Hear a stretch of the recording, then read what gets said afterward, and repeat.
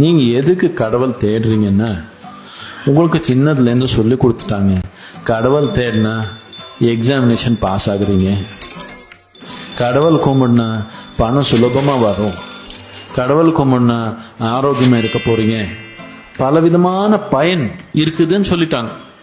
அதனாலதான் நீங்க கடவுள் பின்னாடி போயிருக்கீங்க. உண்மைதானே? எஸ் சொல்லணும். அப்படின்னா உங்க தேடுதல் என்னன்னா, நீங்க எப்படியோ சந்தோஷமா வாழணும்னு உங்களுக்கு தேடுதல்.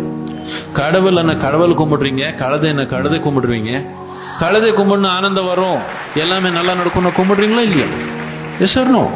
கோயிலுக்கு போனாலே பிரார்த்தனை என்ன? அது கொடுப்பா இது கொடுப்பா காப்பாத்துப்பா, அவ்வளவுதானே. இல்ல பேராசை, இல்ல பயம். இதுக்கு கடவுள் தன்மை நினைச்சுக்காதீங்க. இது கடவுள் தன்மை இல்லை.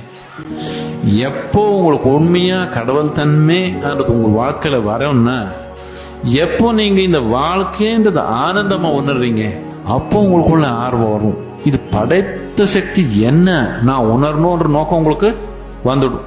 இப்போ இந்த பூவை பார்த்தீங்க, இது பார்த்து உங்களுக்கு ரொம்ப ஆனந்தமாயிடுச்சு. இவ்வளவு அழகா இருக்குதே, இதெல்லாம் உருவாக்குனவங்க யாரு?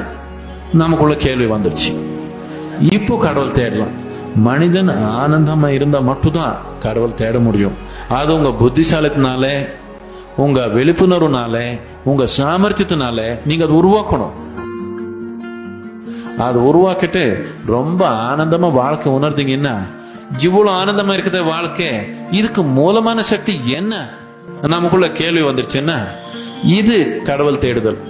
பயத்தினாலே பேராசனால போறது கடவுள் தேடுதல் நினைக்காதீங்க. நீங்க எந்த கடவுளை கும்பிடல, நீங்க உங்களுக்கு தேவையானது கிடைக்குதுன்னா எது வேணாலும் பண்ணுவீங்க. யாரோ இது சொல்லி கொடுத்துருக்காங்க, அது பண்றீங்க. இப்போ